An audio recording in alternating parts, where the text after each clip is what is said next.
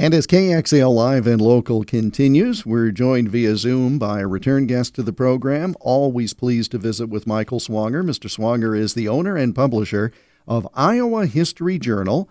The magazine comes out 6 times a year. January, February issue now available at all manner, increasing number of retail locations. And as always, you can subscribe by going online at iowahistoryjournal.com. Happy New Year, sir. Good to talk to you. Likewise, Happy New Year, Jeff. Always a pleasure. One of the things that I learned in doing some study of Herbert Hoover is that he was not only Iowa's only native-born president, but he was inspired by another Midwesterner named Lincoln. And you have found the absolute perfect author to tell of the connection between, as it says on the cover, the great emancipator and the great humanitarian. Tell us about the cover story. Yeah, it's written by our mutual friend Timothy Walsh, a longtime Iowa historian and author. And Tim actually wrote this for us near the end of 2025 and had pitched it as an idea. It was so terrific and so lengthy that I decided we needed to run it as a 2-part series. So we're kicking off our 18th year with the first of his 2-part series, as you said, the title of it, Lincoln and Hoover, about the great emancipator's influence on the great humanitarian. Timothy has a long history of knowledge of Herbert Hoover. You know, he's not only been an author, but he's been a long-time contributor, but he served as director of the Hoover Presidential Library from 1993 to 2011. So who better to write something like this in terms of having kind of that institutional inherent knowledge about Lincoln's influence on Hoover. And so it seemed like a slam dunk to us, or to me, when he pitched it. And we had written about Hoover in the past. We've ran a 3-part series, and he's graced the cover a couple times, but we never really delved into this aspect of his career or his personality. And Timothy does a wonderful job of telling folks, if not maybe perhaps reminding them of just the influence of Lincoln's philosophies and values on the 31st president of the United States. And at first blush, you'd say, well, everyone was influenced by Lincoln, right? I mean, he's on Mount Rushmore, for crying out loud, but it was a special connection that Hoover had. I mean, it was not just surface level, in other words. That's correct. You know, I think other than he probably identified with him as being a fellow Midwesterner, I think their work ethics were very similar. They grew up in somewhat similar circumstances. Everyone knows about Lincoln's log cabin. Everyone knows about Hoover's home, growing his Quaker home in West Branch. But after that, the differences began too, because, one went to Stanford, the other one was self-educated, one was a lawyer, one made a fortune in mining. But I think that root stuck with Hoover. And like you said too, a lot of people have adored Lincoln over the years. But I think Hoover was born in that era where Lincoln worship was especially heavy. And it really began as an early child, or in his early childhood, because as we have a picture in this issue, there was only one piece of artwork that hung on the wall at Hoover's home, and it was an illustration of Lincoln in his cabinet from 1862. It was Lincoln presenting the first reading of the Emancipation Proclamation, no less, to his cabinet. And that photo stuck with Hoover. As a matter of fact, it became the only family keepsake that he had, because they didn't have much, let alone anything on the walls. And he later inherited it from his uncle. And it followed him the rest of his life. He took it with him to California. He took it with him to the White House. He hung it prominently in the White House. And then after the White House, when he had homes in California and New York, it went with him to New York until his dying days. And that's just the beginning of how much he admired Lincoln. He also, as you know, especially as a broadcaster, went out of his way to make a speech about Lincoln every year on Lincoln's birthday, before, during, and after his presidency. If he wasn't speaking to a large organization in person, then he was doing it via radio, which obviously was the premier medium to reach folks. And he would speak about Lincoln very admirably every year. And it's something that he did. He obviously felt it deep in his bones. And again, Mr. Hoover, as Secretary of Commerce, was the first regulator of American broadcasting. And to your point about Lincoln worship, if you will, Mr. Lincoln was killed in 1865. Mr. Hoover was born 6 years later. And so literally as a young man and growing to adulthood, I mean, that's the last part of the 19th century. And that's the time when, again, the shadow of Lincoln was huge in that post-Civil War period, especially for a man like Hoover, who then was himself orphaned and lived at various places around the country, to be influenced, not just in that broad sense, but as you've noted, in this substantive way. He could quote you about Lincoln. It was not just, oh, yes, I've heard of him. That's right. There are several quotes that Timothy shares. I'll just share one with you. There's one in when he spoke in 25, he said this about him. He said, speaking of Lincoln, Hoover said, his was a faith in the fundamental obligation of society to ensure not only every possible opportunity for even the humblest person to achieve position and independence, but also the obligation of society as a whole for common action in the upbuilding of the entire community. I mean, I think that statement, says a lot about him as well. Not only the way he felt about Lincoln, but the way he conducted himself and the way that he took his business as whatever a role was, especially President of the United States, that seriously. And again, Mr. Hoover, his intellect and his expertise was utilized by not one but two future presidents, one from each party, Truman and Eisenhower. And so again, I've said before, and I'm not the only one to say it, but usually you think if someone is president, that's the pinnacle. And for Hoover, was not at all the pinnacle of his career, the humanitarian work on either side. Lincoln and Hoover series about the great emancipator's influence on the great humanitarian, part 1 of 2, and Tim Walsh is the author, and it is the cover story in the new issue of Iowa History Journal, online, iowahistoryjournal.com. Michael Swanger is the owner and publisher of the magazine. Good family-owned business based in central Iowa. He joins us via Zoom on News Talk 1540 KXEL. And I mentioned subscriptions, of course, but there are a number of retail locations and a growing number of retail locations. Yeah, we're proud to add Walgreens to the growing list of retailers that is carrying the magazine now. And Jeff, and I don't know how much folks care about this, but to be quite honest with you, as a small family business operation here in central Iowa, or anywhere for that matter, especially in this day and age of publishing, for us to be able to have national retail outlets carry us is a big deal. We're on the newsstand competing with large corporations with much deeper pockets than us to not only print and publish a magazine, but to promote it. And so we're grateful when we get picked up by another point of distribution. We're at every Barnes and Noble in Iowa, most Hy-Vees we've talked about before.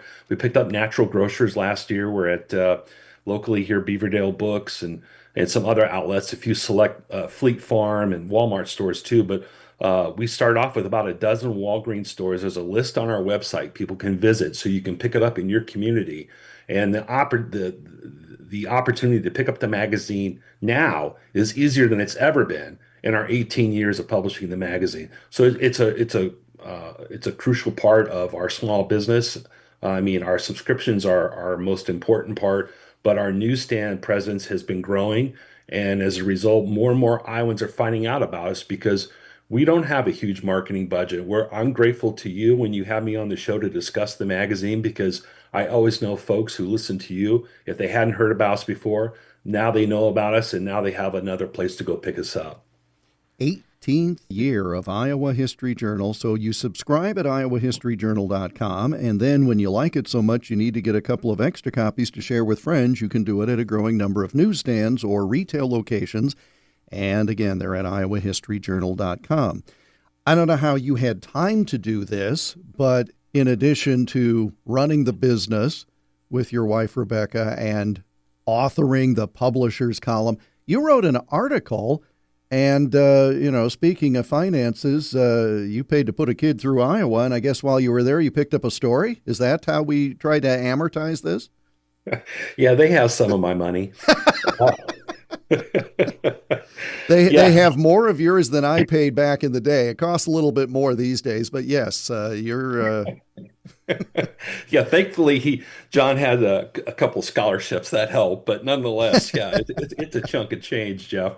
So it's no, yeah, he was there for 4 years, and I remember Catlett Hall when he was a freshman is one of those options of a place to live. I didn't know the history of it at the time, and I don't think very many folks do either, but.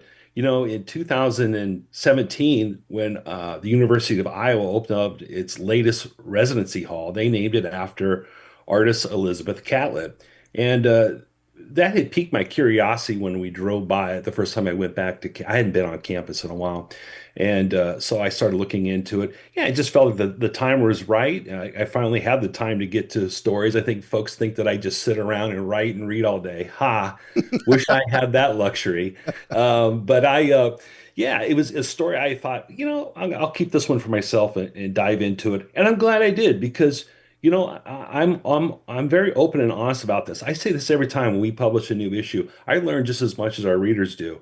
And I certainly don't pretend to know everything about Iowa's history. I'm a lifelong learner and proud of it. And so Elizabeth's story kind of jumped out at me once I started digging into it.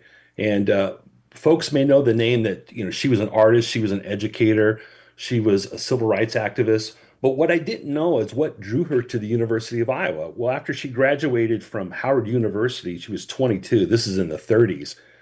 She decided to move to Iowa City, attend the University of Iowa in 1938 to study under a guy named Grant Wood. And so she wanted to study drawing and painting. What I didn't know was Wood's influence on her, and it was very basic. It was paint, draw, sculpt what you know. And Catlett's artwork is very focused on primarily Black women, Black children, those who've been marginalized. And I didn't know the backstory to her education in Iowa and what a significant role it played. How it comes full circle with the residence hall is this, Jeff. When she was a student at Iowa, Black students could not live in the dormitories. They weren't even allowed into the union. And so all these years later, for them to name the hall after her was kind of a full circle moment for her legacy and her family. I mean, it was just a fantastic coming together and reconciliation, I suppose, is about the best word. And this is still the newest dormitory, is it not, at Iowa? It is, yes. And it's very nice too. And inside the dorm, we have a couple of photos. There's large murals of Elizabeth creating sculptures and paintings and photos and things. So students who live there, students who visit there, they'll get a sense, a taste of some of her artwork and her legacy. And, I think it's important that the university did that. And so, yeah, I just thought the time was right to get into that story. Well, and holy cow, a long, productive life. Very much so. Yeah, lived a long time, and she split her time living in Mexico and in the U.S. Now, her civil rights activism got her in some hot water with her native country in terms of her visa coming back and forth, but she had art exhibits here, and eventually that got settled. But yeah, she did have a long, productive life and an influential one. And she was also very influenced by Mexican artists, which I found very interesting, especially poster work. And so you see the lithographs and things. We have a couple of photos of her most famous work that are lithographs, and they were heavily influenced by Mexican artists. So it's just interesting. I think we tend to forget, especially when it comes to creative endeavors, that, influences don't stop at borders. They tend to, go across easily, and that's a good example of one. Well, I noted her longevity because you have a wonderful photo, a casual photo of her in her studio in the 1940s, just kind of sitting on a chair with a cigarette coming out of her fingers, just very casual for the time. And then I noted she lived to age 96, for heaven's sake. Right. And it was just in 2012. So think about it. I mean, Yes. it's a shame she didn't live long enough to see it, but it was only 5 years later that the hall was erected in her name. There is so much in this current issue of Iowa History Journal. Mike Vogt and I served together on the State Historical Society board a lifetime ago, and he is the curator of the Iowa Gold Star Military Museum, fantastic facility at Camp Dodge, and he penned a piece for the current issue. He did. He wrote about how the USS Iowa played a vital role in the Spanish-American War. And, I think a lot of people think of the USS Iowa, they think of the World War II version that's, still in port in LA. But no, this is the BB-4. This is an earlier version. And so the battleship served in the bombardment of Puerto Rico and a blockade of Cuba in the Battle of Santiago de Cuba, excuse me, during that war. It was a short-lived war. It was from April to August of 1898. But the USS Iowa played a vital role in that blockade. And again, who better to write something like this? Mike is there at the Gold Star Military Museum, has access to all those materials, and has a great interest in it. And I thought he did a good job just wrapping his arms around kind of a specific view of the battleship's uh, legacy. And what I didn't know about it was that it was considered it was designated at the time. It carried the heaviest armor and the most powerful ordnance at the time. So it's kind of a ground-breaking battleship. And Mike goes into the details of what made it such just an awesome battleship, frankly.